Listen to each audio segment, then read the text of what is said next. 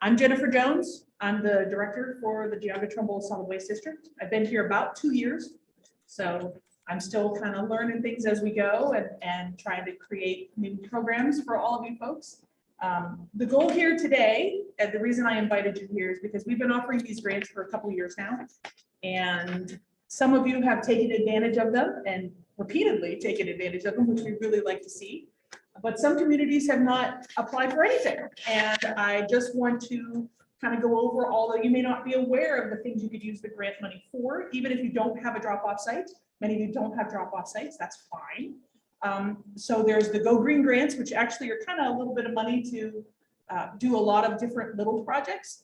And then there's, of course, the dig grants. If you have a drop-off site, there's so much money available for you to fix it up and do some nice things with it to make it more easier maintenance, better to service, providing a better service for the actual site, for the neighbors who hate the site, and you want to try and make it a little bit nicer or better so the neighbors don't get so mad because the trash blows everywhere, people dump things there. We understand that drop-off sites are a major challenge.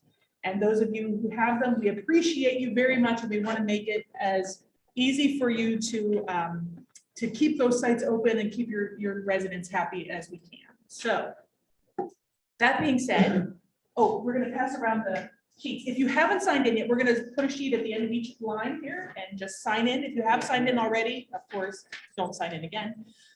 Just sign in for us, and then we'll collect them up at the end, just so we have a record of everyone who came. And very important on there, email addresses are great. If you're, hopefully you will use email, just so we can communicate. We're trying to build a database of all the people who deal with the drop-off sites, for instance. It's not necessarily the trustees.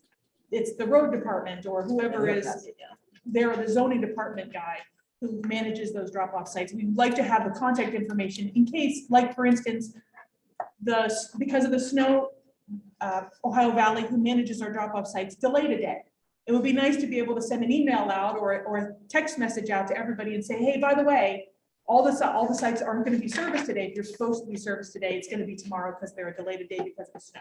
It's great for us to be able to have that instant contact to let you know what's going on. If a truck breaks down, it happens.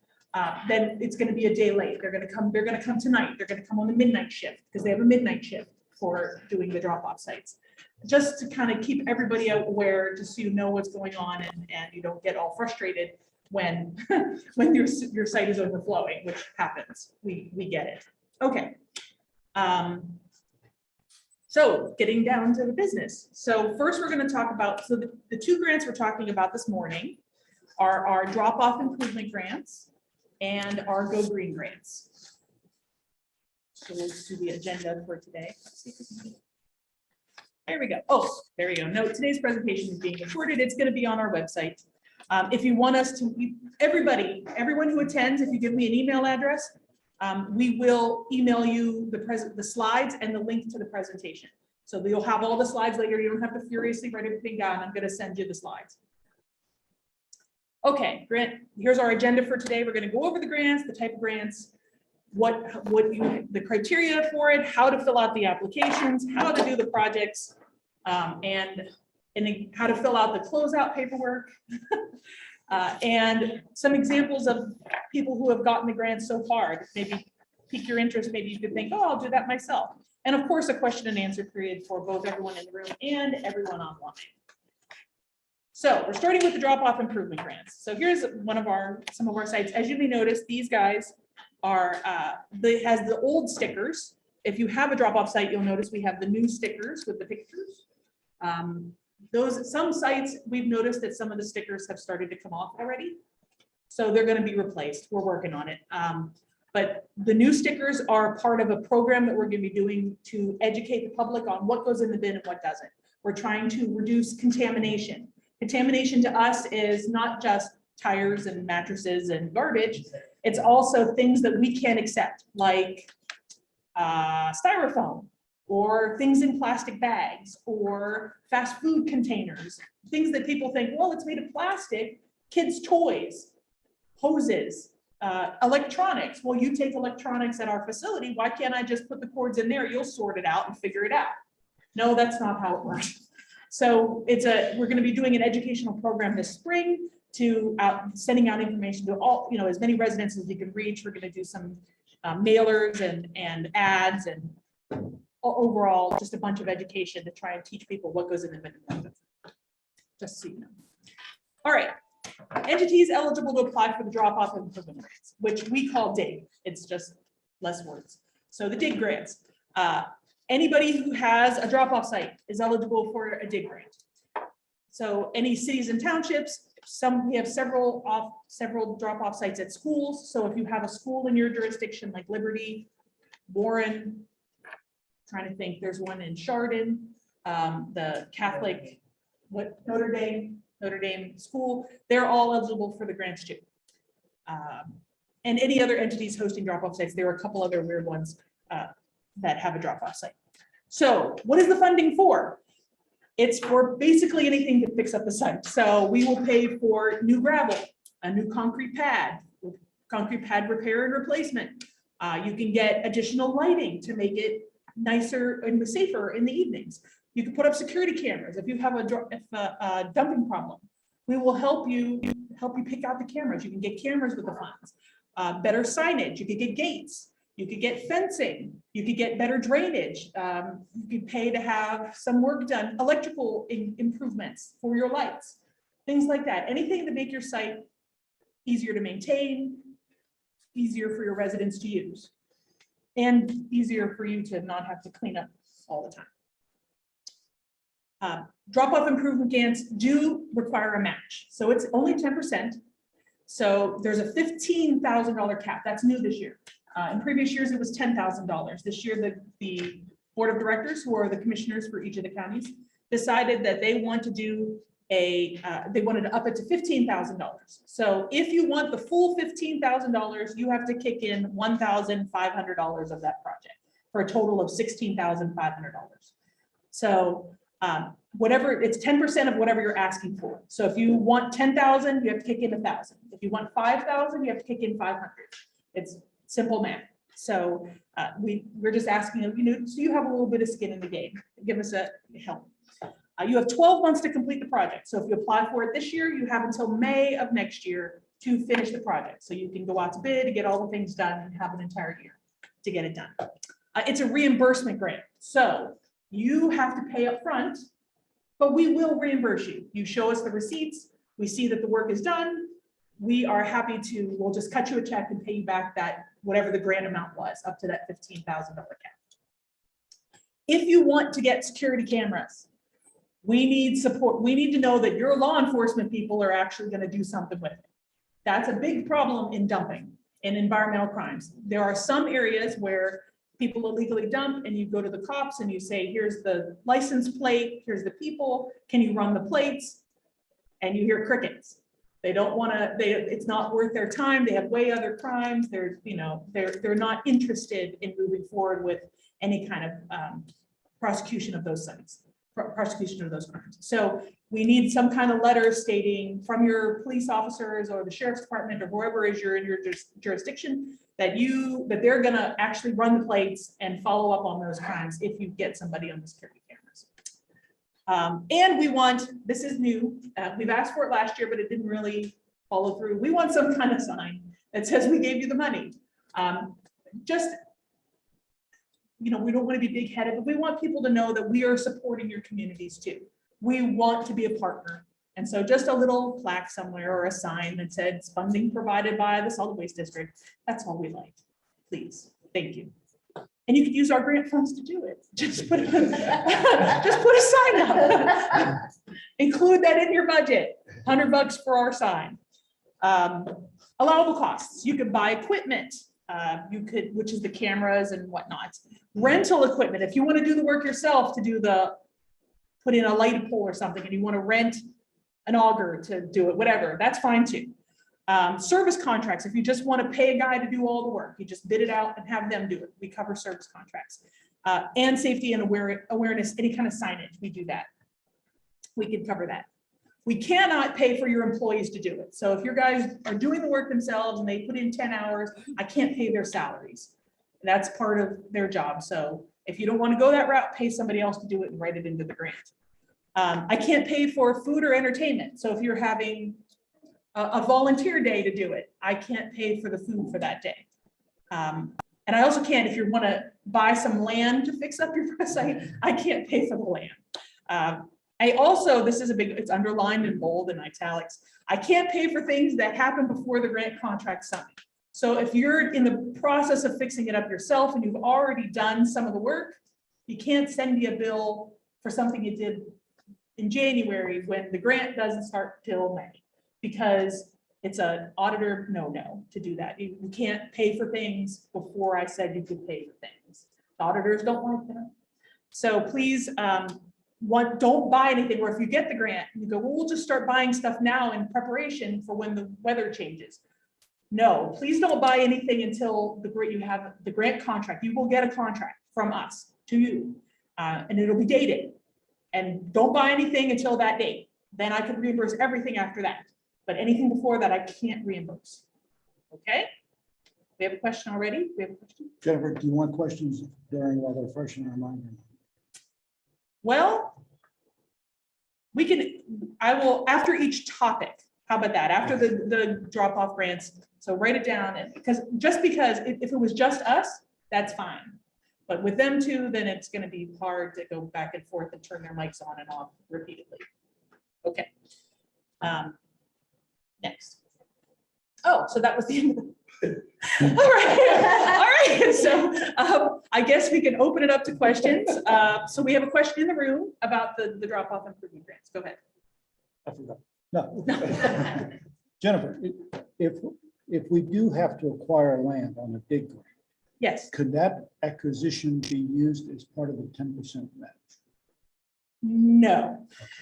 So that has to be, that's not an allowable expense. Anything you can't use any of the things that are non-reimbursable costs as match. So you can't use your employee salaries as a match. Okay. You can't use the food or the land acquisition. None of that is eligible for a match. So the question was if anyone, he was sitting right by the mic. So hopefully you heard it, you guys at work. If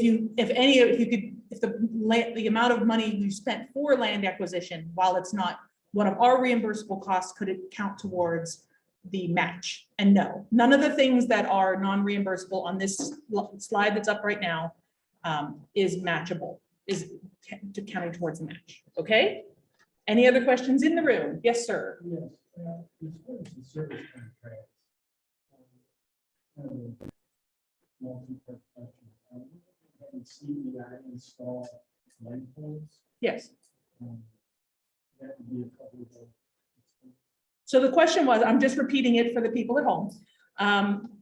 The question was, if you have a contract, let's say, to have someone install light poles, would that be an allowable expense? Absolutely. Okay. That is paying someone to do the work. Absolutely. That's a service contract. Okay.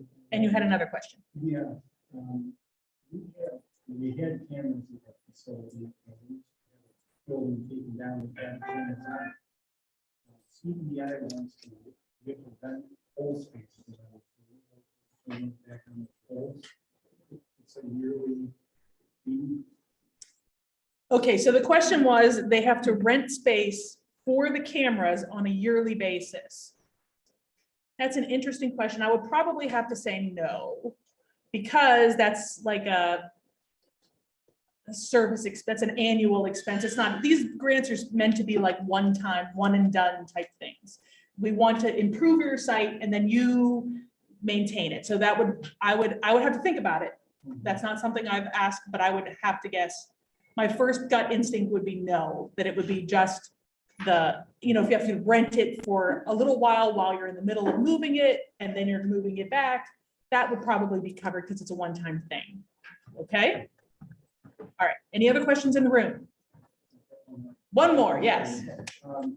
So if we had previously gone through the process of county cameras, and we then have to reinstall.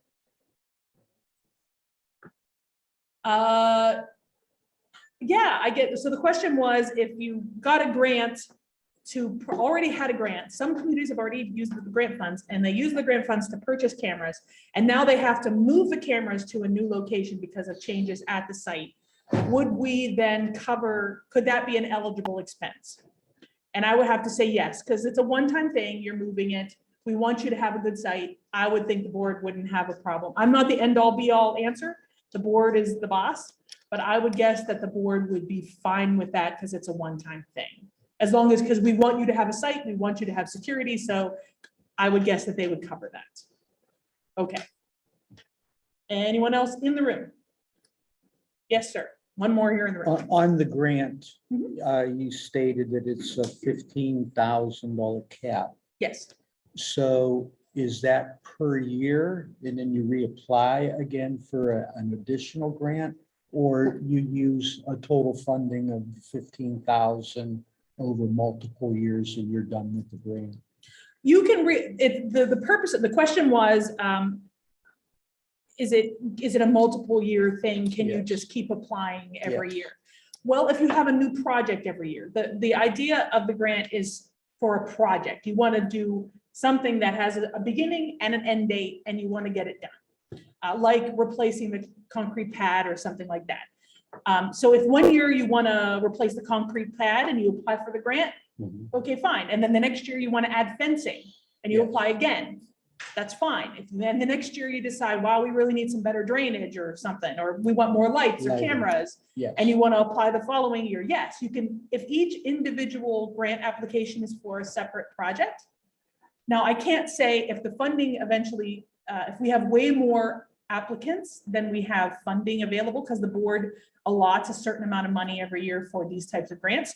And it gets more competitive. To date, we've been just giving out everybody, basically everybody got the grant money, almost everybody, because it was within our budget.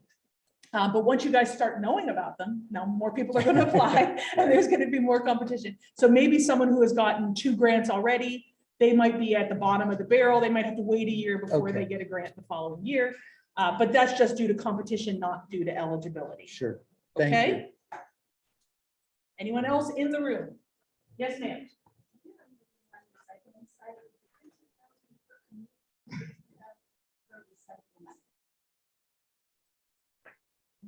Good question. The question was, if you have more than one recycling site in your community, can you apply for 2 grants to cover both sites? Well, yes, you can, because it's per site. So yes, you can apply, it's per project. So yes, you could apply for 2 separate grants for each separate site. Okay, any other in here before I go to the phones? All right, anyone, I did not mute anybody. Does anyone online have any questions? You have to unmute yourselves. There's a muting thing. I'm going to turn in, see who's here. Anyone? I'm looking at everybody. No? All right. No. We're going to have somebody. Yes, sir. No? Oh, someone said no. Okay. Yeah. Great. All right. Those are the people who are here. Got everybody? All right, great. We're trying to keep track of everyone. Which is minimize you. All right, so we're going on to the next topic. Now we're just going to overview the Go Green grants, which are kind of a mishmash grant. You know, the DIG grants are pretty specific. It's for a drop-off site. The Go Green community grants are for a wide range of projects. This is the one where almost anybody, you can think of something you could find money for to do a project in your community. So here, the picture we have up now is some of the different projects that have been funded. So we have in the top right corner, although it's awfully fuzzy, is an electronics collection. A community had an electronics collection and they brought it to us. The top left was one of the community cleanup days, which I'll talk a little bit more about the community cleanup days in a minute. The bottom left is a recycling bin for a town square. So if we will pay for containment for community sites like parks and town squares and wherever groups meet. We have equipment down at the bottom was a community cleanup, but we had communities apply for funding to buy their own vests, pickers, and other equipment in order to, so they could lend it out to their communities, the people in their community to do cleanups when their community specifically want to do it. We do offer those services here too, but if you don't want to drive all the way here to get it and you want to have your own set to lend out, that's a great project. We love those. And this is the one in the kind of in the middle there. It says, it has a picture of, this is the most unique one. I really loved it. One community made a sample box for their drop-off site. And they put a sample of all the different things that could go in the bin, and it's able to be, updated. And it's just posted. It's a huge sign, and it's right next to the bins so people can see what goes in the bin and what doesn't. It was about $300, and they installed it, and I just thought it was a great idea. I never would have thought of that. So, but it's one of those, it wasn't on the list of things you could use it for, but if you have an idea and it's not on the list, please ask, because that was a cool one. Okay, Geauga community grants, no match. You can get $3,500, a cap of $3,500 with no required match. Now, if it's a little bit more than that, you kick in your own money, that's great. But if it's $2,500, we'll pay it all. Of course, it's a reimbursement grant. So you pay it, we'll pay you back. The grant period, because it's a smaller project, we want it closed out by the end of the year. So you apply now, you'll get the funding, and we want it closed out by November of this year. So finish your grant, you have about 9 months to get it done. You can also use these for security cameras at your drop-off sites. If you don't want to go through the whole dig grant and you just want to buy a few more cameras, add on a little bit of this, and it's only going to be $3,000, you can go around and not have to do the 10% match and do a Go Green community grant and get security cameras. But once again, you would have to get a letter from your local law enforcement saying that they're going to actually run the plates. And of course, recognition. So a little sign somewhere. If you buy equipment, there's a little sticker. You can just put a sticker on the side of it. It says purchased by funding from, we have our little logo on it, and funded by solid waste district. We'll talk about how to do the recognition. But once again, you can add it into the cost of the grant, and we'll even pay for it. So allowable costs: purchase of equipment, rental of equipment, service contracts, signage, trash disposal costs. If you want to clean up an illegal dump site. Warren Township, we paid for a huge dump site cleanup. It was just one of those dead end streets where people like to throw all their garbage. We paid for that. We gave them at that point it was $2,500. We had a $2,500 cap. Now we're $3,500, but if you have an illegal dump site you want to get cleaned up. Like I said, recycling containers for public locations. That could even be if you want to do recycling containers within your township hall or other public place. Trash disposal costs for community cleanup events. Now we will reimburse you for the trash, the actual dumpsters at your community cleanup event, but only, see the little star? Only if you offer separate containment for the things that can be recycled.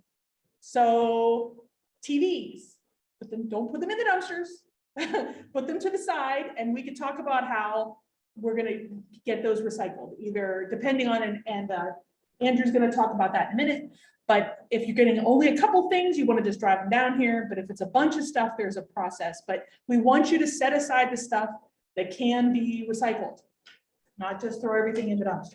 Okay.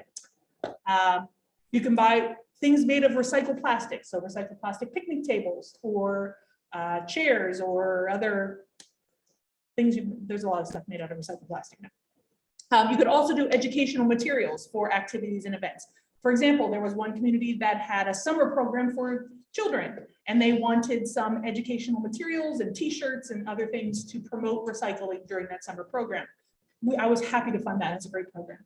So we gave them funding for t-shirts and flyers and some other doodads for the kids for the summer program. Once again, we can't pay for employee salaries. We can't do, if you have an event that's like a green event, let's say, I can't pay for the food. You can't buy any land, and I can't pay for anything that happened before we signed the contract. So please don't buy anything that I can't reimburse, because I can't reimburse you if it happened before we signed the contract. Okay, so Andrew is going to come up now and talk about when you have a community cleanup event, how to set things aside. Oh, I'm sorry, this is Andrew Thomas. He's the coordinator for the recycling facility, the collection facility that we have. So all of the stuff that you collect is going to go to him. So he's the reason why he's going to be in charge and talk about how to work with him. Well, thank you. All right, we're doing the electronics. The best way to conduct it first off, I have to say, well, if you're just doing a couple truckloads of electronics, small amounts, run it down here, not a big deal. Obviously contact, we're also doing, we're also going to have a box truck optionable and some Gaylord cages, so we can drop off some of the cages, you can put the electronics in there. Again, if you guys have a way to load it into the truck, because I won't be able to bring the forklift or whatever with me. If you have a way to load it, we can do that.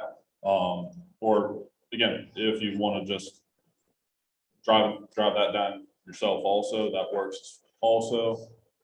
If you're plan on thinking about doing a larger collection, like using dumpsters, using whatever, we're giving you $3,500.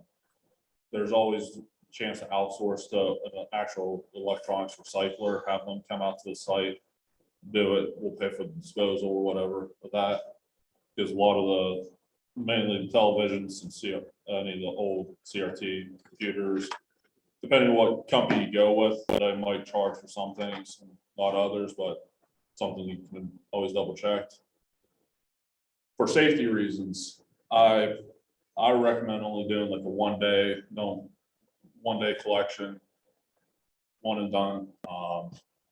I've seen helped out one community, had cameras up for theirs, and you don't know, leaving it out there, the dumpster out there at the drop off site, you don't know if people are going to jump in there and take stuff. You have a chance of people getting hurt. So do one day and just be done with it. Don't have a week long. Same thing with that. If the collection is held at the drop off site, and any items that are dumped at the site, at the drop off site afterwards, will be up to you guys to bring it down to us. Or so if there's a TV dropped off at the drop off site where you have the electronics drive, so if you're done with the collection, somebody drops it off, bring it down, contact us, let us know it happened, bring it down to us. We'll help you out and get rid of it.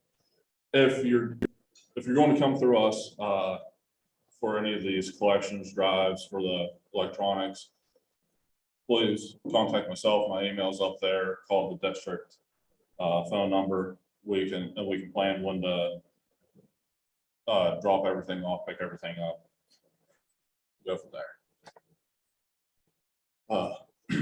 Now, these are the items that we accept.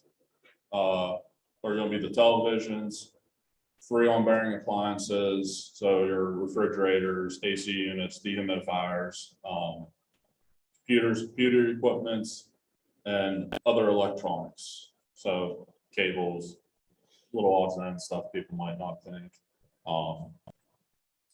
But like I said, if you're thinking about going with a contractor, an outside electronics recycler, or have them do the work or whatever, contact them, see what they accept and what they accept. Some places are different. All right, and I know a lot of people with the collections, they also have your own scrap bin, so people can bring big items, like bed frames, washer dryers. So, but again, people bring the refrigerators if you're having to go to the scrap yard. Some scrap yards don't accept anything with the Freon in it. So if you want to set that to the side and coordinate with us on figuring out how to get it from point A to point B down here. But then we can run into the other one. I put up there either or some smaller stuff that you can bring to us, or toss it in with your own scrap bin, like the microwaves, toasters, small appliances, electronics, stuff like that. That's mainly metal. Then another one that I've seen commonly that came to us that you guys could put in again with your own scrap bin if you guys have that option, are stoves, washer and dryers. I've seen bicycles. I've seen a bunch of other stuff, equipment that if you have your own scrap bin, you can toss in there, get paid for it yourself that way. Also. Not acceptable items I'd rather you guys not take, just tell the residents, like, we're not taking this. Don't leave it in there, don't toss it in there. This is where you get it, send them to us. First off, material from businesses is a big one. We're, as a district, we're not supposed to be taking material from, McDonald's, they're recycling their electronic, trying to recycle. They're supposed to have it set up where they can have a budget so they can do it themselves. Don't want to do it for free when they have that budget for themselves. Batteries and light bulbs are another big one. People will just toss them in there. Bulbs break, it causes cut hazards for me or for anybody else. They're fragile. Batteries, same thing. Some of them, which there's a link to a YouTube video that kind of describe with the lithium batteries, but they can cause a fire, spark. So safety wise, just push that away. Tell them to bring it down to us. Don't want to put that liability on anybody else. So, chemical waste, same thing, safety reasons. Household trash, I've seen some containers where, like I said, when people leaving the electronic bin out for a week, they'll just see, oh, dumpster. So the trash it. Well, that's not what it is for. Not what it's supposed to be for. And the same thing with the general like recyclables. I've had a bag of plastic, bag of water bottles in with the electronics. But like I said, that YouTube videos is there. We can either go back to the end or you can view it yourself in your own time afterwards. It helps describe what happened at a recycling center. I believe it was here in Ohio because of lithium battery. So. Yeah. And then, like I said, here's a few options for electronics recyclers. If you guys choose to do it yourself, have somebody come out there and take it themselves. Greenboard IT, they're located here in Warren, right off of Market Street. Penn Ohio Waste, they're up out of Ashtabula. I know they do a lot of stuff in Geauga County. They do a lot down here as well in Trumbull. And the last ones are current vendor we'll have at our facility, Greenwave. If you want to use them, get a hold, let me know. I know when I spoke to the gentleman, he's mentioned about if you have, sorry, I can't speak, but let me know what you have so you can get a price for it. So if you would want to use them, let me know well enough ahead of time so I can get you guys pricing on stuff with them.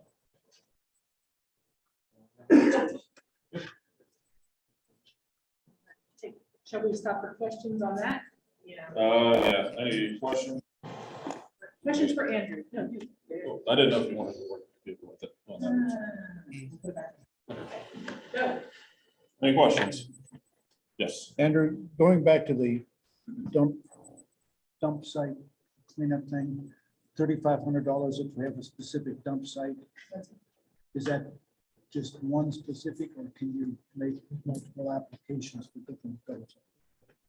So the question is, if you have multiple dump sites that need cleanup, can you do multiple applications for multiple dump sites within your district for $3,500 each? That's the question, right? Okay. Yes, you're eligible to apply for as many dump sites. There's not a limit, but I can't say that you're going to get funded for more than one, because if they're, like I said, competition as it is, we probably would pick, whatever your favorite is, and we go with that one. I don't see, unless nobody else applies, I don't see funding multiple sites each year, in 1 year. You'll probably have to wait till the following cycle and we would do it again. Okay? Yes. And for Andrew, Yes. Andrew, if we go with the vendors that you have listed there, is the entire amount reimbursable if we pay? That's a neat question. Yeah. Yeah. So these vendors, Greenboard IT, actually, they each offer different services. So Greenboard is based here in Warren. They will service all of Geauga County too, and all of Trumbull County. They actually send a crew that works the event, and they take it with them when they go. And yes, everything they charge would be covered under our up to $3,500. It would be covered under our grant. Penn, Ohio, I believe they just drop a dumpster. You fill the dumpster, they come and pick it up. Some of you have done that before. And that their charges, yes, would be covered. And Green Wave also sends a crew. They're a vendor that we currently are using here at our facility. I have never seen them. I have not, we just signed with them in February, so I haven't seen how they run an event, but they do the same thing. They send a crew, they collect the stuff and take it with them. And yes, up to $3,500, their charges will be covered. So it depends on how much volume you're gonna get. The biggest expense with an electronics drive is TVs. How many TVs do you think you're gonna get? Because we get an excellent price. We pay about 20 cents a pound for televisions. But if you get 100 TVs, that's kind of pricey. So it really depends on how much volume you think you're going to get. I would think most small communities can have a drive, especially if they limit it to 1 TV per household, something like that, to kind of keep the costs down. You could probably get everything covered under $3,500. But you never know what you're going to get until the waves of people come in. But yes, everything that they charge is a covered expense. Okay, any more questions? Okay, so for the electronics, last year one of our guys came here and dropped it off. But now you're building a new facility in Chardon. Yes. I'm from Chardon Township. And will they be able to accept? Yes. Yeah. Okay, So the question, in case people at home didn't hear it, the people who've had collections before and brought them down to here, our facility here in Warren, we are building a facility in Chardon. Will they be able to bring it up there? God willing, we'll be open. Yes, but it'll be a fully functions the same as this facility here. We'll take everything there, all the appliances and the freon bearing things and the electronics and everything like that up at that facility. So if it's right around the corner, you could just throw it in the pickup truck and bring it to us. And with that, I also have to add with that, especially if you're from the Geauga County or dropping it off at the Geauga facility, make sure you get a hold of me. I'm not going to be up there all the time like I am down here in Trumbull. So just to have the scheduling Yes. properly, so that way you can try to bring it on a Monday and I'm not up there. And Definitely coordinate ahead of time.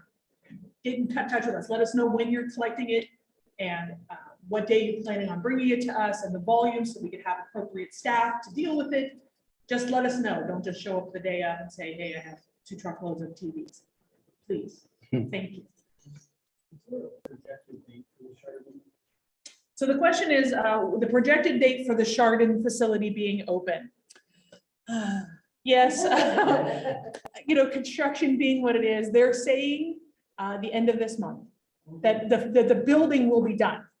Then we have to move in, we have to, get everything up and running. We're hoping to be open at the end of April, beginning of May. That's our target, for spring, the spring cleanup time. We're working on it. We're definitely having, which it's later in the slides, our paper shred day is going to be there Saturday, the 23rd. So we will definitely have that up there. And hopefully by then, the facility will be up and running and we'll have a vendor to deal with. One of the problems is we have an electronics vendor lined up, but the household hazardous waste vendor is now kind of up in the air. So we're trying to settle that. And then once that's settled, then we'll know we'll have an opening day. But the building itself should be done this month. Any other questions from the room? yes. The question is, what can be done with batteries? Honestly, if you get them, just put them in like a container or something, a bucket, whatever you have, bring it to us. But like I said, best case scenario, if you can tell the resident just to bring it down here themselves, that's the best thing to do. And again, with the safety hazards, the possibility of the lithium battery terminals rubbing together, causing a spark, fire. Don't want to put anybody in danger. So the best thing would be just to have it come straight to us. Because once I get the lithium batteries in, I take the terminals, put them in the proper container. That way, there's No threat. That is if you bring it to us yourself. If you hire one of these companies on the screen, you would talk to them. If they accept lithium batteries, if it's on their list of accepted items, they would deal with it on site. But if you are just doing your own little collection yourself and putting it in a truck and bringing it to us, that's just one of the limitations of doing it yourself. But if you want to go bigger and get these guys to do it, they generally can deal with batteries just fine. Okay? Other questions? You had a question here, sir. Yes, on the vendors, you mentioned like TVs, Yes. they charge by the piece then when you collect? Some vendors charge they will bill you by the pound, some bill by the piece. I believe Green Wave is by the piece. Green Board, I know they're all green. Green Board is by the pound. Okay. But it just depends. They all work out to be the same cost. Green Wave charges less for the TVs, but they charge more for the setup. You know how it is. You know, they charge you, you're gonna get a charge one way or the other. So they charge, because they have staff there. So they charge like I forget, an initialization fee or something, like a startup fee, and then they charge you $10 or $15 per TV, but they're charging you $1,000 to set up. So Okay. it makes up for the other. Whereas Greenboard, I think, just builds everything into the cost of the televisions. They charge you more per pound for the TV, but they don't necessarily charge you for all the other things. It's all built in. So it depends on the vendor, but we can, if you want to have it, I am happy to talk. Andrew and I will meet with you. We'll come out to your township and sit down with you and talk about how to do it right, how it would work for you. Okay. But the charges vary depending on the vendor. Okay? Thank Any you. other? Yes, sir. So Ben Kyle, Mayor of the City of Hubbard, the city and the township, we did an electronics recycling last year. Yes. And we did it at the city hall and had a full roll-off dropped off. Yeah. It was well beyond what we could have imagined, and people are still calling every week asking if we're gonna do another one. So my question is, we did it with our, myself and a township trustee, and people volunteered, just came off the street to help, and we literally loaded this entire Yes. roll. What is better to have, because, if somebody brought us TVs, we were stacking them 15 high, and just, it was an amazing amount of things that people brought. Mhm. As far as the recycling goes, that roll-off then was picked up by Wolford's, and wherever it went. I'm sure it came here. So is it better to use one of those recyclers as far as like the actual end product? Because, people were bringing us things, microwave, dehumidifier, like we specifically said, no refrigerators, because at one point it was myself that was gonna be volunteering. So I wanted part of that, but people were asking, and just, I couldn't imagine how much of these electronics people still have Yes. that they want to recycle. So is it better to have a recycler there, or just the volunteer aspect that you guys do? Because I'm worried now, listening to this, did we put something in there that was wrong Oh. that caused you guys issues? No, okay, so the question was, if you didn't hear him, they had an event where they had a dumpster and they had people bring dumpsters, and he was just asking, short version, is it better to go with one of these companies or just load it up themselves, just in case they did something wrong or maybe took things that they shouldn't have? It doesn't really matter. The problem with the dumpsters was, which we allowed that in the beginning. We said, load up a dumpster and bring it here, but it became very difficult for us to deal with the dumpster. So they would bring the dumpster and they'd have to dump it for us to be able to unload it. And it was just dangerous and not the best of circumstances. So we're no longer going to be able to accept dumpster loads.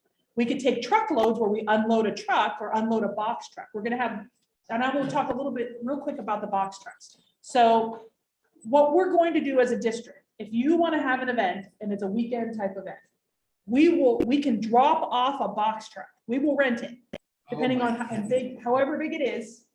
And this will be included in the having this event. We will rent the box truck. You guys would load the box truck if you choose not to do one of these vendors. Okay, these vendors, they take it with them when they go, so we wouldn't be involved. But if you think you're just gonna have you want to handle it yourself on your community cleanup day, just have your own little bin for this, we could drop off a box truck. You could load all the electronics in the box truck and then we'll come and pick it up on Monday. Or, you know, the following day, you park it someplace, lock it up, we'll come and get it. And it's easier for us to unload a box truck than it is for us to deal with a whole dumpster load of stuff. If you think you're gonna have a dumpster or 2 dumpsters, or, you know, if the people are like, yes, I wanna bring everything, then I would recommend going with one Yeah, of these because we guys. did a 40 yard Yeah, and it was completely full. We had Yes. to bring the street department backhoe down to tamp it down a little bit because it was so overflowing. that I would recommend getting a vendor. Because I Because was it's just gonna, I a lot of wanted to stuff. do 2 40-yard roll-offs for this coming summer, but now I think the box truck.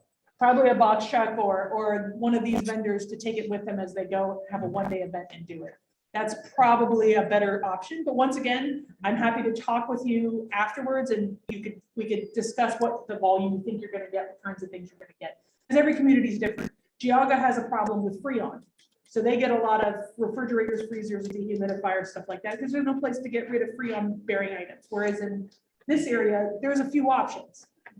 Or they can bring it here. But once the facility's open, we're gonna take it up there too, if it ever opens. So that'll be an option too. You can tell your residents, well, don't bring us refrigerators.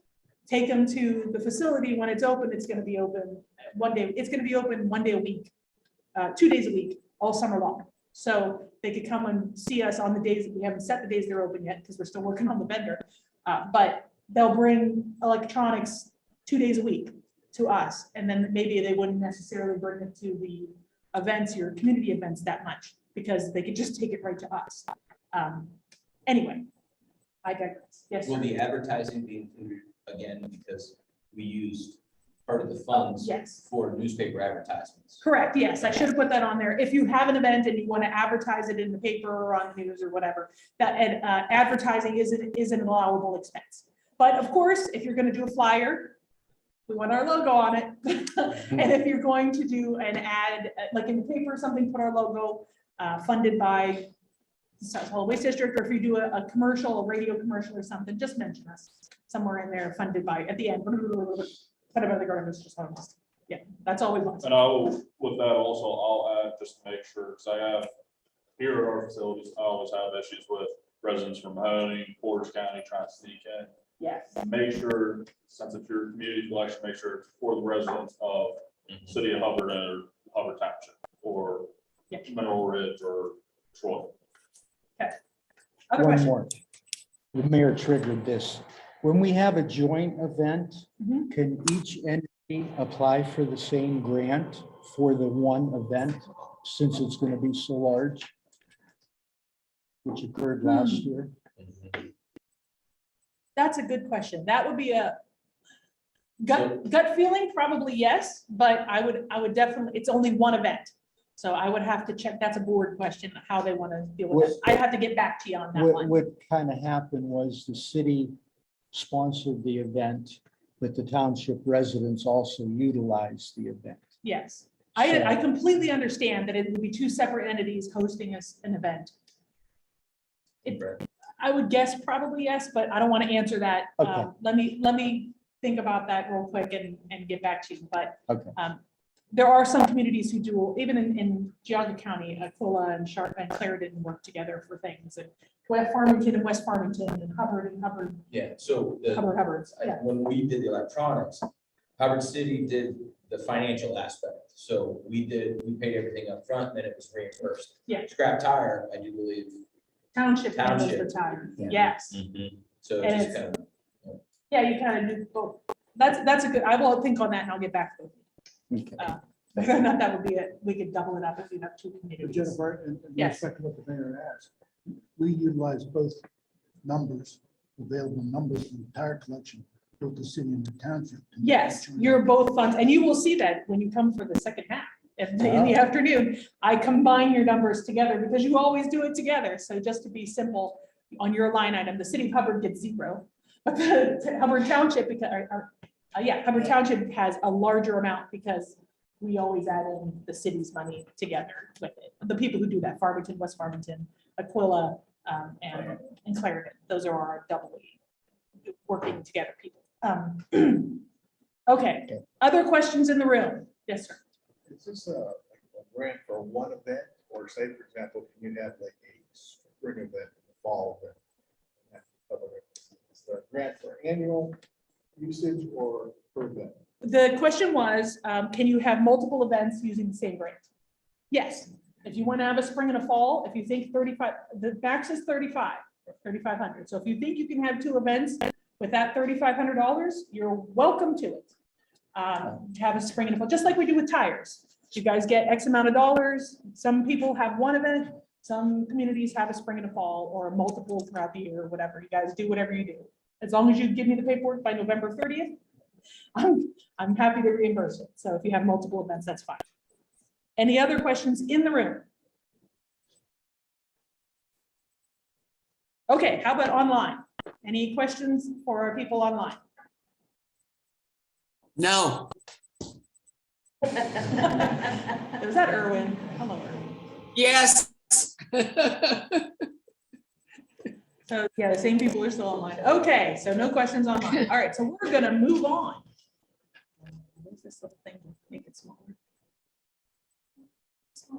There we go. Gonna move you out of the way so you're not covering up things. Now, how to apply. So we've got a lot of questions about, can you do it online? Can you do it on paper? Yes, you can do both. So the applications are available to be downloaded on our website. If you're computer savvy, they are typable PDFs. So you can type the information directly into the document, print it out. The only thing we need is this actual signature. So you can print it out, get a signature, scan it, and email it to us. That is fine. Or if you're not computer savvy and you want to take a paper copy and fill it out by hand or type on it with a typewriter or whatever, that's fine too. We're open. So scan it from our website, or if you need us to email it or mail you a copy of the application, we're all about that. We want to make it easy for you. That is for both, actually. All right, filling out the application. We're just going to go step by step through the application. I know it's boring, but it's amazing how complicated some things can, things can confuse people. All right, so no brainer, fill out the application. Then oftentimes you have the authorizing person. So that's whoever maybe the head trustee is for the year, or the fiscal is allowed to sign it, whatever. So fill out the application and they have to sign a date. And we need your tax ID and the address. This actually was a problem. Make sure the address that's listed on this is the address you want the check mailed to, because that's what we put in the computer for when we go to reimburse you. And if you change the address at the end, it's a problem. And then we have to go through the whole auditor fixing process. All right, then question number 2 is, if the person who signed the thing is not the contact person, please give us a contact person, their name and title and their phone number and their email address, so we can keep in contact with them during the grant process. So what we often do is we'll send a reminder a month or so before the grant paperwork is due. Hey, don't forget, this grant closes out in November. Make sure you get your bills to me and get it done so we can reimburse you. We want to give you money. Please do our paperwork.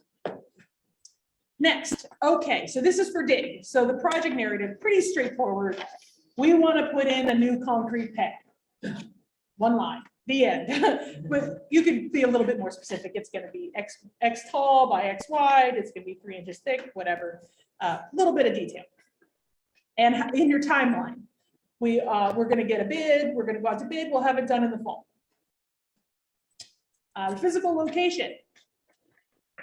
Just say where what part of the drop-off site you're going to be fixing up. If you're going to be putting lighting, our drop-off site is at 1286, whatever the address is. I can't remember anymore right now.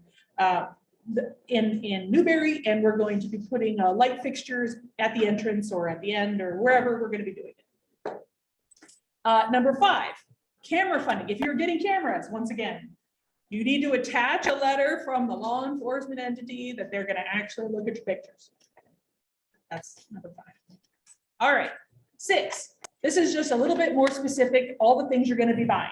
So if you're going to be putting in cameras, that'll have a line, and the vendor you plan, you're hoping to use, and the description, a little bit description of it. Now, if the vendor changes, that's okay.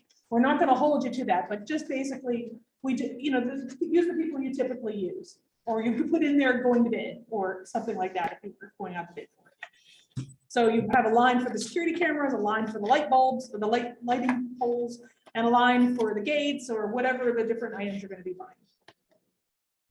Then how much they're gonna cost and how many you're buying.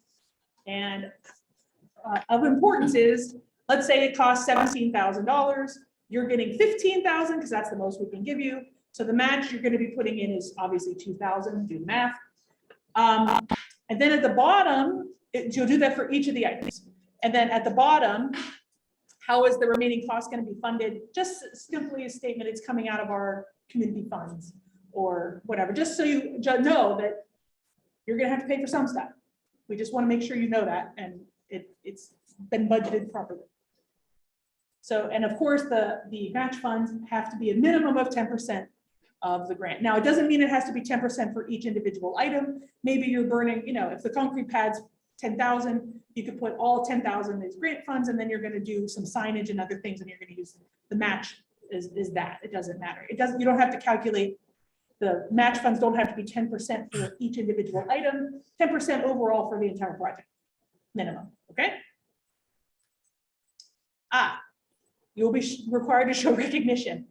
So just say, we're gonna put a sign up. We're gonna put a sticker on the side of the machine, whatever, the cameras or something. Or you just let me know how you're gonna, just so you know, we want our recognition. You can also attach documentation to support your request. So if you already got a bid, if you already got pricing on it, or if you want to take pictures of the site and show where you're gonna be putting things, that's great. The board loves looking at stuff like that, to see exactly what's being improved.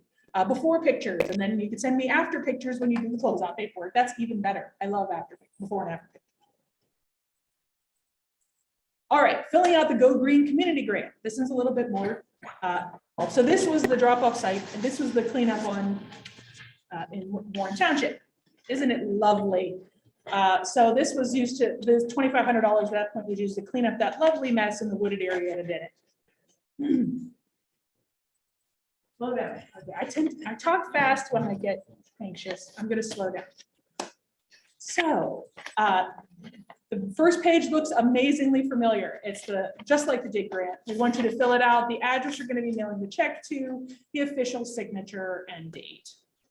Question number 2, you guessed it, our contact person, who we're going to be contacting, and their name and email address to keep in touch with how things are doing. The project narrative. Now this is a little bit more detailed. The dig is kind of simple. We're putting in a concrete pad. Really, what else can be said? The dig grant, because it's the Go Green, because it's such a wide array of things you can use it for. We want a little bit more meat on the bones here. We want to we're going to be doing if you're doing a summer program, we want to know we're going to have approximately 100 kids in the summer program. We want to buy them some t-shirts, and it's a great program and a great outreach. Or if you're doing if you're doing a community cleanup, we're going to have a community cleanup. We're going to set aside all the electronics for you, and we will be contacting you to coordinate. We're going to bring it ourselves with a dump truck, or we're going to be working with, a company to collect our electronics, something like. Just go into a little bit more detail in the narrative, because it's not as straightforward as we're replacing some holes. And just know that these grants, the Go Greens, are due by November of this year. The digs are all the way till May of next year, and that will be noted in your grant contracts that you will get. Okay, we want to know if you're doing a public thing, how you plan on letting the public know that you're having it, like ads in the paper, or putting it in, putting it on your little sign, your light up sign at the administration building or something. We want to know, we want people to know that it's happening, and how you're going to tell them that we paid for it. I know it sounds so horrible to say that, but there's tons of people in this district who have no idea that we exist. They have no idea what we do. They don't know that we have these facilities. They don't know that the drop-off, they think the drop-off sites, which you guys do great with the drop-off site, that they think that, Chester runs the drop-off sites and they do everything, that we're not even there. We're not the ones spending $750,000 maybe, paying for all those drop-off sites.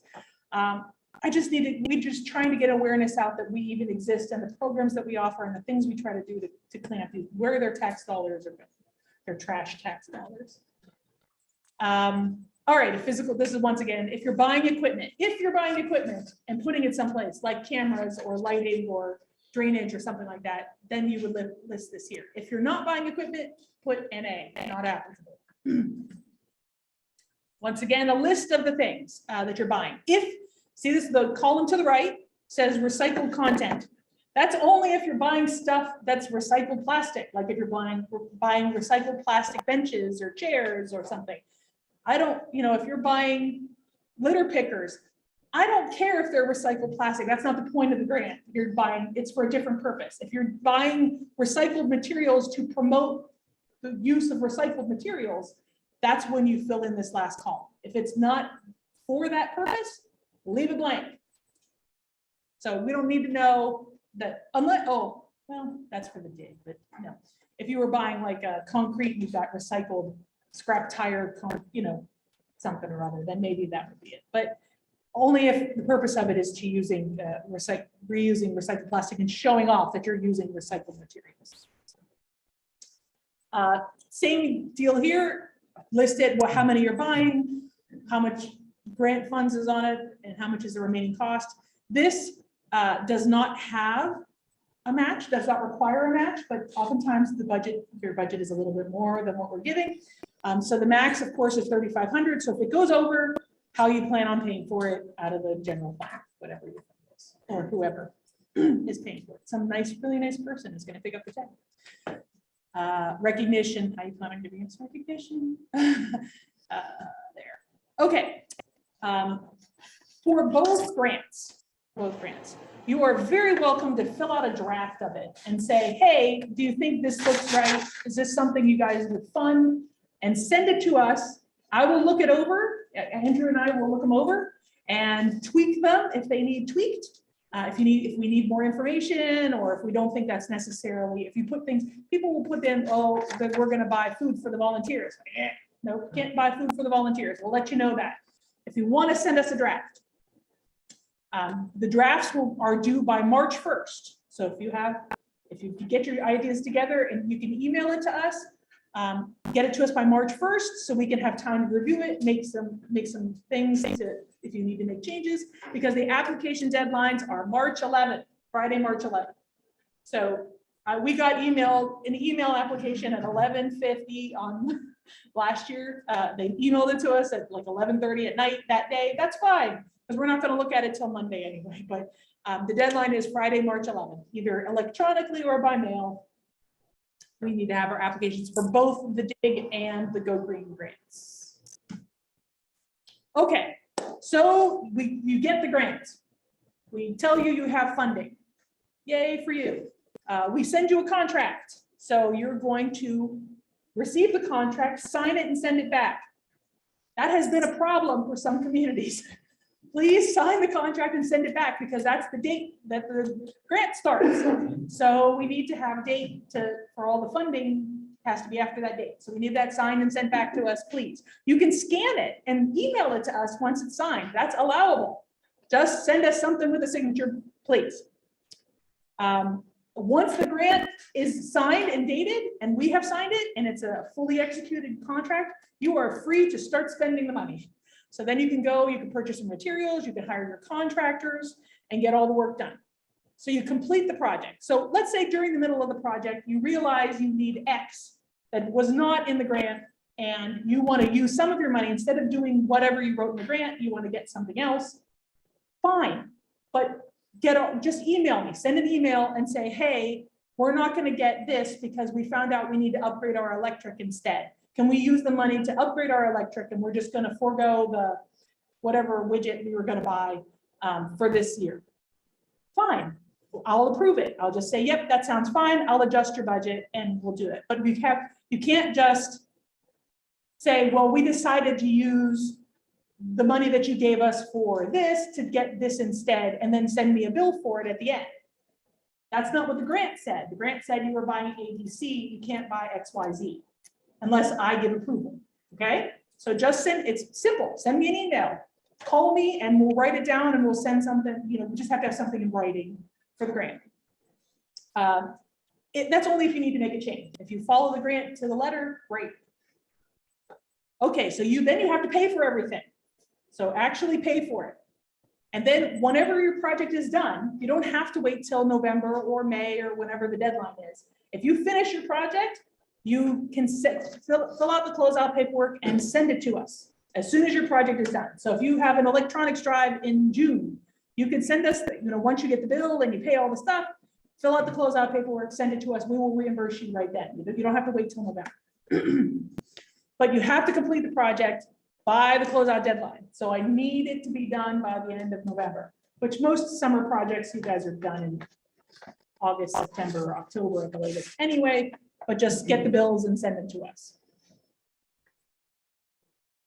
So you finish the project, you want to get reimbursed. I need you to fill this out. This is another problem. You did the project, but you never sent us the bill.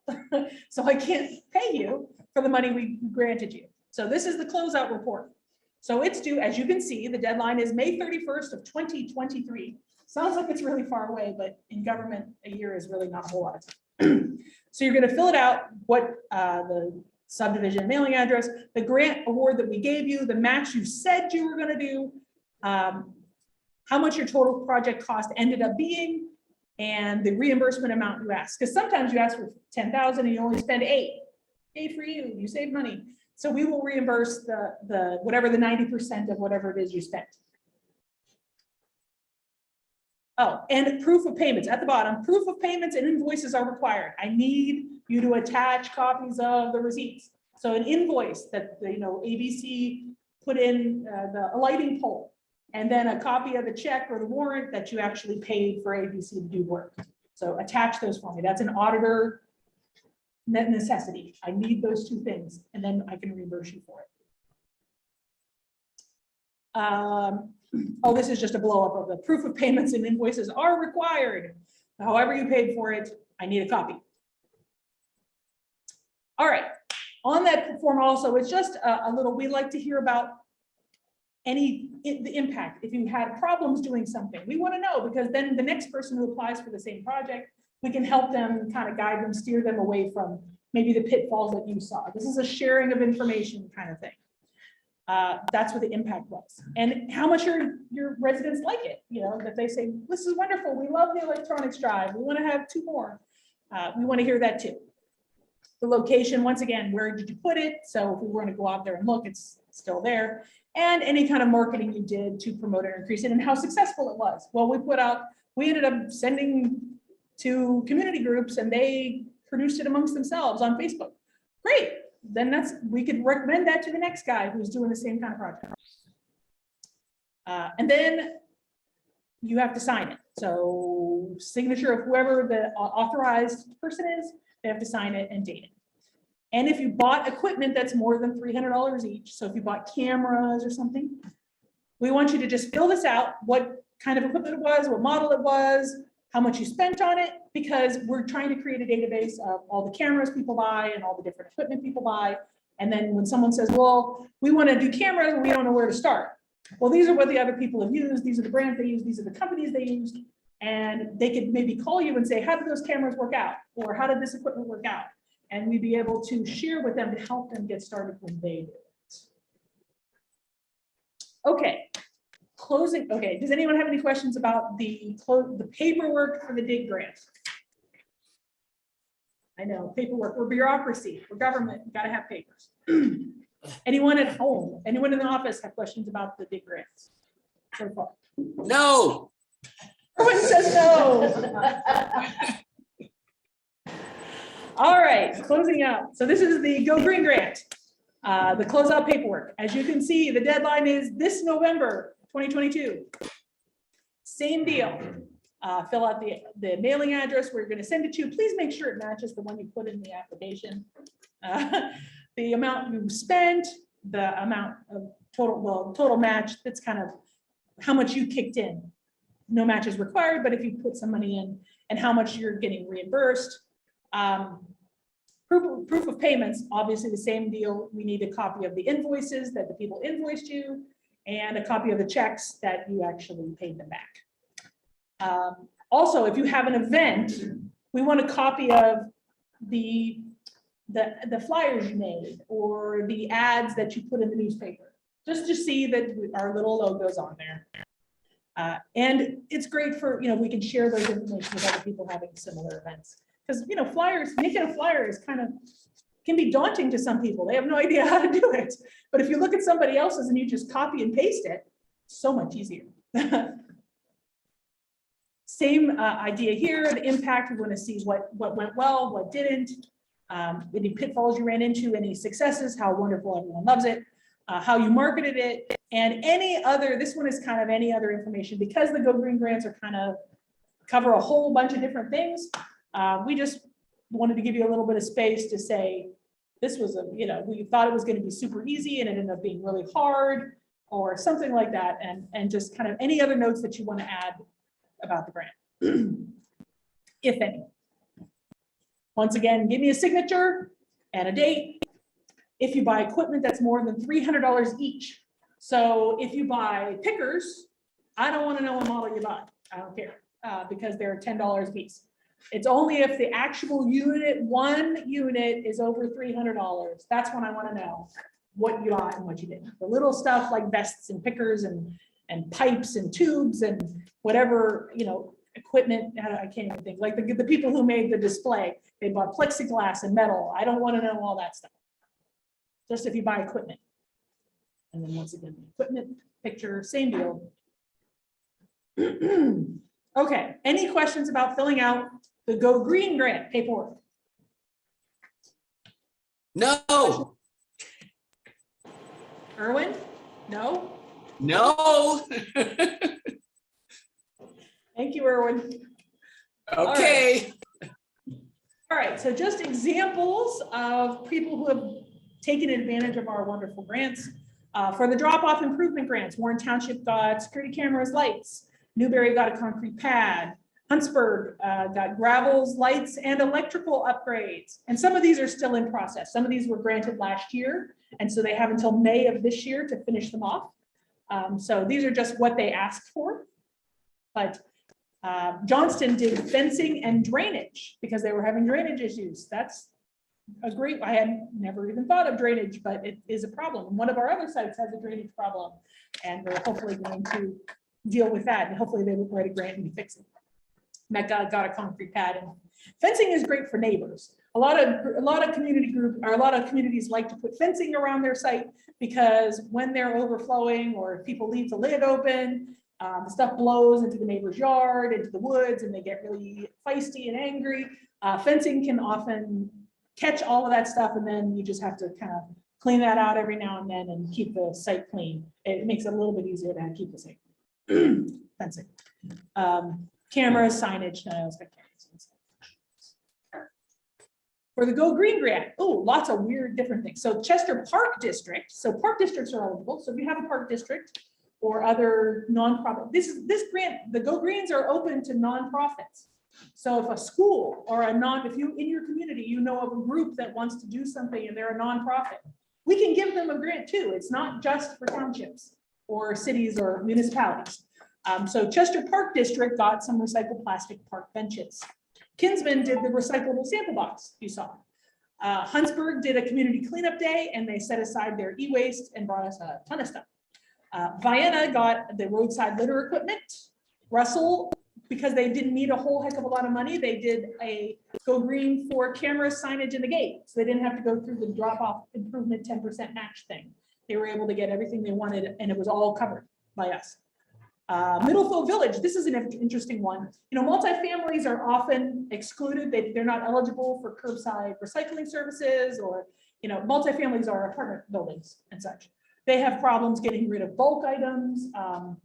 So Middlefield Village paid a company, or I think it was a company, I forget, to go and do collections at apartment complexes. And they got their electronics and they also did bulk items. They did mattresses and stuff on their own, but we paid for all of the electronics because they did it at to help the multifamilies get rid of their stuff. Thompson, Erwin, hi Erwin, did recycling packets for a summer youth program. So they had a summer program. We did t-shirts and some other educational materials for the kids at that summer youth program. The city of Hubbard did an electronics waste collection, which we've heard about. And Warren Township did an illegal dump site cleanup. Now, those are ones that people have done before, but like I say, I'll say it again. If you have an idea for something and it has an environmental bend to it, and it's not on the list of things, there's a list in the grant application itself you will see, but those are the ones we see most often. If there's something else that you think, hey, like the recycle sample box or anything like that, say, hey, I want to do this. Do you think that would be eligible? Please ask.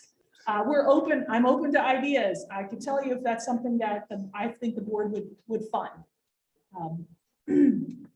We paid for it. Well, I haven't paid for it yet, but there's some weird things that we've funded that haven't quite come to fruition yet. They still have till May. We'll see. We'll see if it works for them. Some of the things that they wanted to do. We're open to ideas. Grant schedule. So if you want to send us a draft, send it by March 1st. You have a little less than a month.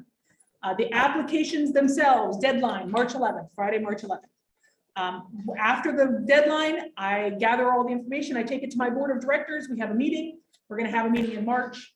We will go over all of probably mid-March because we'll want to wait till all these come in. We'll have a meeting. They'll decide who gets funding and who doesn't. They'll make their decisions. I will immediately start sending out grant. I will call you on the phone or email you and say, hey, you got grant funded. I'm going to send you the grant application or the grant contracts. We'll send the contracts out. You'll sign them, send them back. As soon as you sign them and I sign them and I send you, I'll send you a blank one. You guys sign it, get it signed. However, if you have to go to a trustee meeting or something to officially sign it, whatever. You'll send it to me, I'll sign it, and I will send you a fully executed copy, dated fully executed copy. Once you get that, start spending, go. You can start spending any of the money after that. Then for Go Green grants, you need to have it completed by the end of this year, November 30th of this year. And the digs, the drop-off improvements, you have until May of next year to finish the grants. So just being aware of the deadlines. Questions about any of that? Yes, all the way in the back.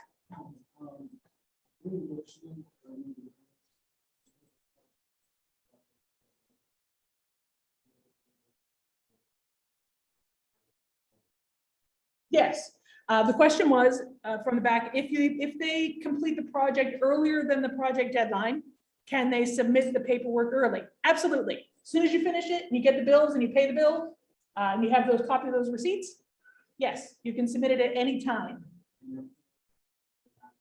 Oh, government, 2-3 weeks.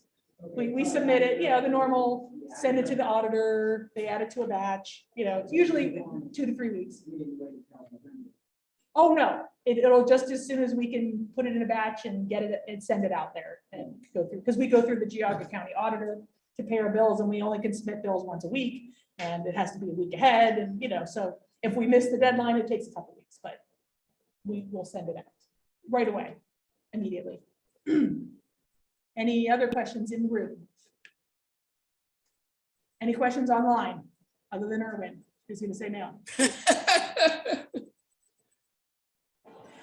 Okay.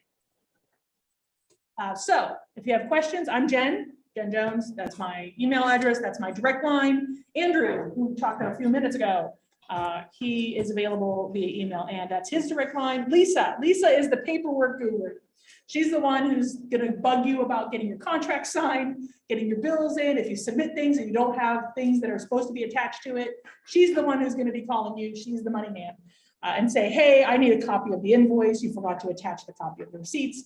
So that's Lisa. Or if you have a question about filling out the forms or like the actual filling out of the forms, not what's needed of the thing. That's a question for Lisa. She can answer the deadlines and whatnot. She's the paperwork lady, our finance queen, Lisa Smith. So that's her direct line, which is the main line. Okay, open it up. I did pretty good, 11:20. That's not bad. Any other questions for me about the dig or Go Green grants or any topic whatsoever? We kind of been going as we go. Anything? Yes? For the signage that is required and or have to be an actual like JPEG image, or can it be the words like if we do a newspaper advertisement funded by and list the name, or you want the Gotta Go Green logo? Typically in an ad, at least the ads that I have done in the past, I worked in the city of Youngstown for a long time, and we did ads, and we would get money from the Ohio EPA and whatever. Usually it's easier to put a logo on there than anything else. We can send you the logo. We have digital images of the logo. I'll email it to you, and then they just shrink it down to teeny weeny little box, and it's down there, and then you put little words under it that says funded by, but you can have either. But usually logos are easier to place in ads. They take up less room, and I'm happy to email it, or Lisa, I can email you the image for them to throw into the ad for the paper. And the paper usually is pretty good about just putting it together for you anyway. Yes, another question. Maybe you touched on this, as far as the drop off.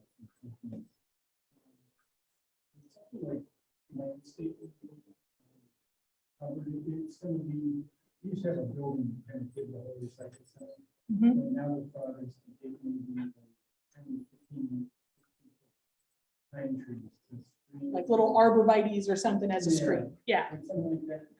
So the question was, would landscaping around the drop-off site be an eligible expense? If the landscaping is meant as a screen or some other improvement to the site for the neighbors, that kind of keep the trash out, keep then I would say yes, we could pay for the arborvitae screen instead of like in place of fencing or something. Yes, that would be an eligible expense. Any other questions in here? Yes. Well, maybe a little off topic, but we have, our recycling bins, and then we have these 2 paper recycling bins. Yeah. If someone used to come get, and they were like, give us a couple bucks for it or something, Yeah. I don't even think they're coming anymore. Okay. So Can we get those, okay, so they're also considering maybe not even having the recycling since they'll be opening, in Chardon. yes, all right, that's a whole other. But, yeah, but could we replace those 2 Okay. paper things with? So the question is, some of the drop-off sites have paper-only fiber sites where they typically in Geauga, some Trumbull have them, but mostly in Geauga County, they have these paper, that's a separate company. It's not us. The township contracted with either River Valley or Royal Oak. Those are the 2 main companies. I don't know who yours has, to offer paper-only bins. With the onset of COVID, some of their operations have been diminished, let's say, and they haven't been able to, those companies haven't been able to service the bins as often as they maybe should. And some of the townships have grown tired of their bins always, because there's nothing I can do with it. I can't empty those bins. If they're overflowing, we can't touch them. We can only touch our bins, our drop-off site bins with the bottles, cans, and jars. If you want to remove those, then that will be up to you talking to that company to remove them. If you do that, please let me know, because what's going to happen is they used to get 2 big bins full of paper, and everyone's going to put it in my bins instead. So we're going to have to either add bins or fix the service schedule. Some of you guys get serviced once a week, twice a week, 3 times a week. We're going to have to figure out how to absorb that extra volume, because I would want to talk to Royal Oak or whoever and say, how often are you emptying it? So I can get an idea of the volume that's going to be transferred to us. So oftentimes if you call the company and just fuss with them and say, you need to service these bins, they do step up for a little while. Some communities, they did that, and the company was more responsive with the bins. But I can give you contact information depending on who is at your site. I have the reps' names for both of those, because if someone does call, we often will get calls from the community and say, your bins are overflowing. There's paper everywhere and cardboard and whatever. And I'll say, well, which bin is it? And they'll say, and I'll go, that's Royal Oak. I will call them and I'll let them know that the bins are overflowing. And they do go out and they service them if they're overflowing when I email or call them. But I can give you that contact information if you're interested in doing that, because it does affect my bins. Honestly, I prefer that you keep the bins and work out with them, because every time I empty a bin, I get charged $24.90. So if I have to increase the number of times I service my regular bins or add the number of bins, it adds money to my budget. We're already spending about $700,000 a year on the drop-off sites. Every bin we add just adds a little bit more, so it's $1,000, another $1,000 a month at your site, so it's $12,000 extra for my budget. And so if you can work out with them, and it's a cleaner stream for them, it's all paper, so it's easier to recycle stuff that's all mixed, that's all the same, you know, versus sorting it and it's bottles and cans and the people leave pop in the bottles and it spills on the paper and the paper is worth less, and that's a purer, cleaner, easier to recycle thing. I would rather you use that for that reason too, but also it saves me money. My budget is limited. I don't, you know, we have to budget appropriately and do what we can to try and keep everybody happy. Okay? Any other questions in the back? Yes.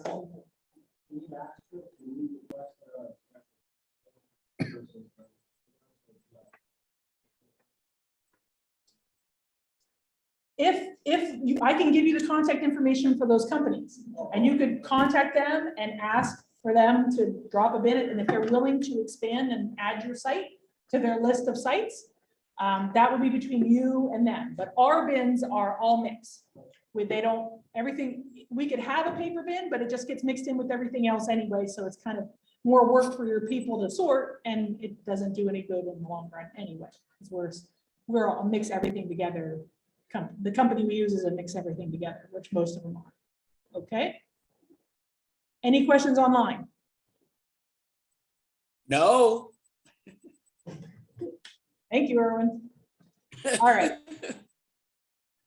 So just, these are just other topics. So if you have a drop-off site, we did an audit of all the sites, and many sites, we have increased their service schedule.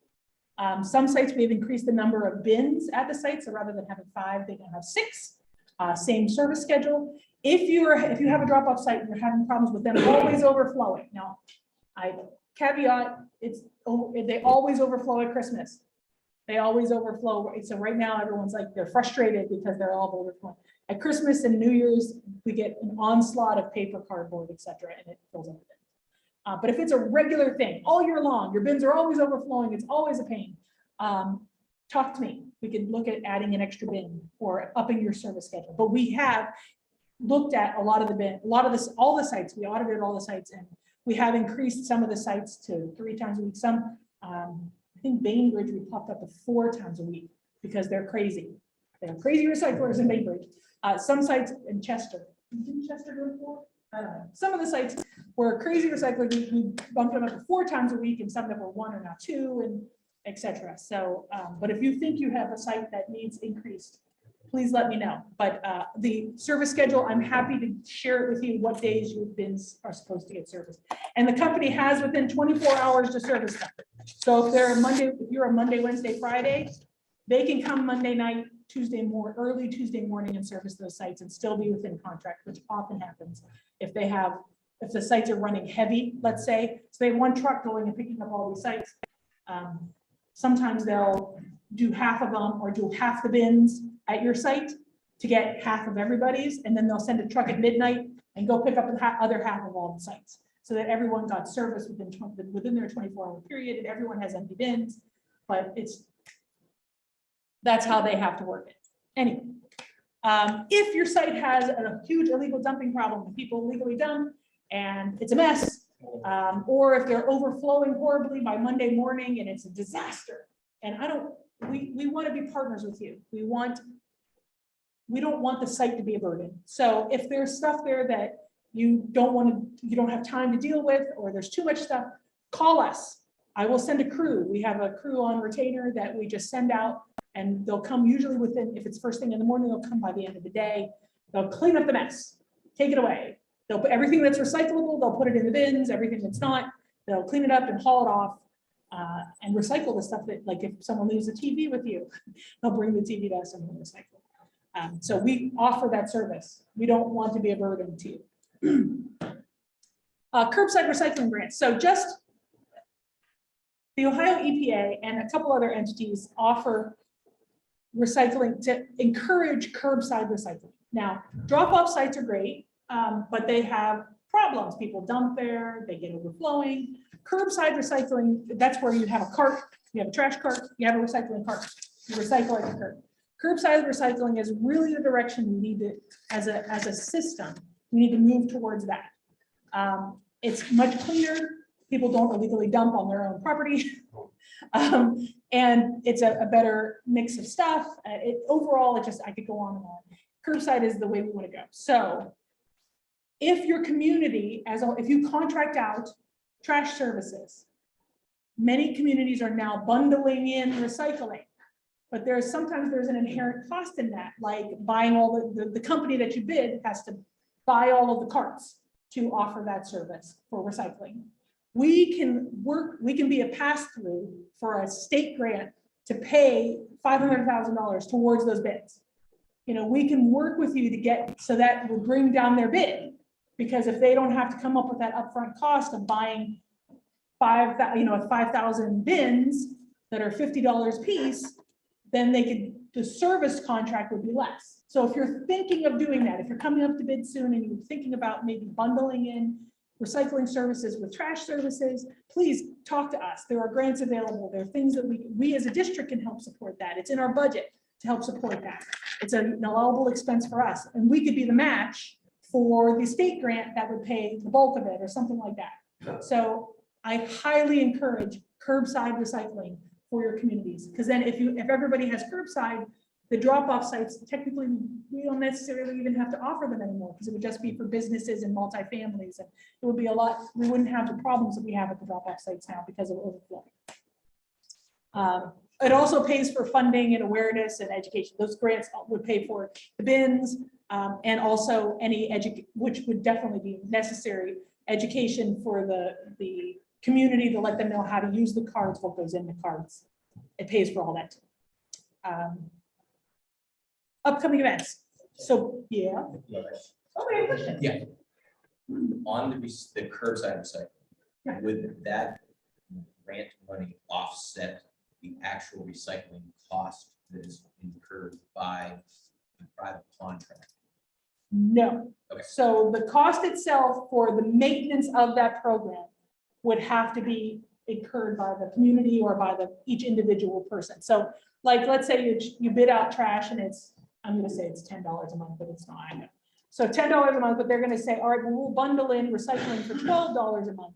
That still would be the job of the homeowner or the community, however you guys pay for it, if you include it in the water bill or whatever. The grants are just to pay for the carts and the awareness and all of that stuff. But oftentimes, if they get a chunk of money to pay for the carts, sometimes they amortize the cost of the bins. So instead of being $15 a month for they add $5 a month for the recycling services so they can pay themselves back for buying all those bins. Now it's only $12 a month because we took that huge chunk upfront cost away. Follow? But the actual $2 a month or however extra it is for the recycling services would be the responsibility of the homeowner or the township, however you guys work that city. Okay? Okay. Any other questions? No. So just as updates, so we're having paper shred days like we always do. So April 23rd, it will be in Geauga. We'll send flyers. It'll be on our website. We'll send information, but it'll be in Geauga. It'll be our new facility. Yay! April 23rd, and the following weekend, April 30th, we'll be here at this facility, paper shred day. So that's oftentimes we get a lot of questions about that. If you would promote it to your residents, please, we're going to send the information out to them. That new facility is still on Merritt Road. Yes, Okay. it is built. They're putting up drywall and painting and turning on the light bulbs and stuff now. It's almost done. Yes.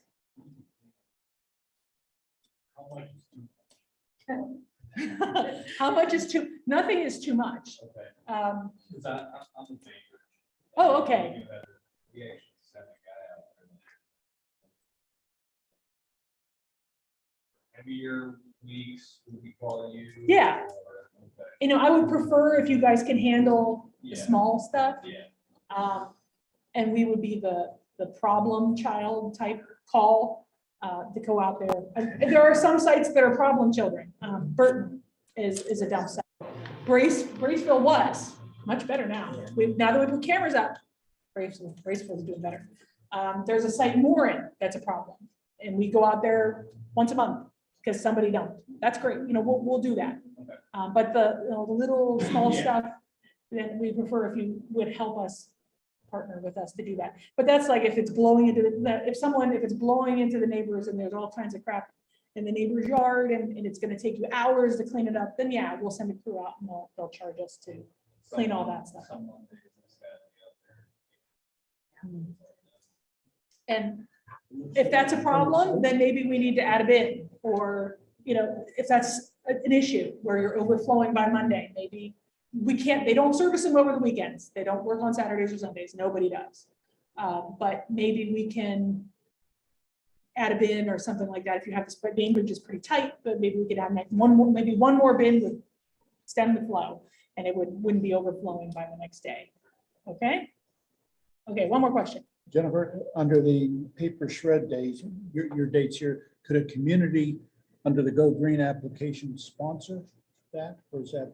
Could You want to have your own paper day? Yes, ma'am. Oh, no one's asked me that. So the question was, can you use a Go Green fund to have your own paper shred day? Sure. No one's asked me that before. It's as long as the paper's getting recycled at the end. I don't see why not. Would you have a list of? There's vendors. Yeah, I know of at least 3 off the top of my head. I can help you. There's a vendor we use. There's a vendor I used to use in Youngstown. There's Shred It. There's Protect and Shred. There's Secure something. I'd have to look at my notes. There's at least 3 I could think of that operate in this general area. But yeah, if you want to have a paper day, sure, why not? Any other questions? Okay. Oh, and the Geauga facility is opening soon. Yes, as you've heard. It will be a full functional, does the same thing we do here. Pluses for Geauga. 1, it's going to be open all year round. It's heated. So here, in case you didn't know, we are open all year round, but we can't take hazardous flammable stuff because of our non-heated, eye wash station problems in the winter. So we can bring electronics here all year round, but we can't take the paint and oils and stuff like that. Geauga will be heated, so we'll be open all year round. So in January, you could bring us oil-based paints and fertilizers and chemicals, which happens all the time when people clean out mom's house or something. It will be open 1 day a week for hazardous wastes, and electronics will be 2 days a week. There'll be a second day in the summer for electronics, but it will just go to 1 day a week in the winter for everything. The day will be to be determined, but it will be open. And it'll be open 1 Saturday a month during the summer months for collecting things. It also has a drive-through. You will physically drive through the facility and drop off. So no matter rain, shine, snow, you can pull in, we'll unload you in Geauga snow. You'll be able to unload in inclement weather and we'll be open all year round for that. It will also have a drop-off site. So it'll have only 10 bins, people. I know there's a lot of communities that have talked about, well, as soon as Geauga, the facility opens, we're going to close our site. There are 10 sites at Clarendon. There are 10 bins at Clarendon. There are 8 bins in Bainbridge. There are 7 bins in Burton. All of those people can't all come to my site. There's only 10 bins. So just logistically, I would really appreciate it if you are able to keep your site open along with our site. And Clarendon probably makes sense to close because it's right down the street. But the neighboring ones, for 2 reasons. 1, we can't handle, we could service it every single day, but there's still only a certain amount of volume we can take.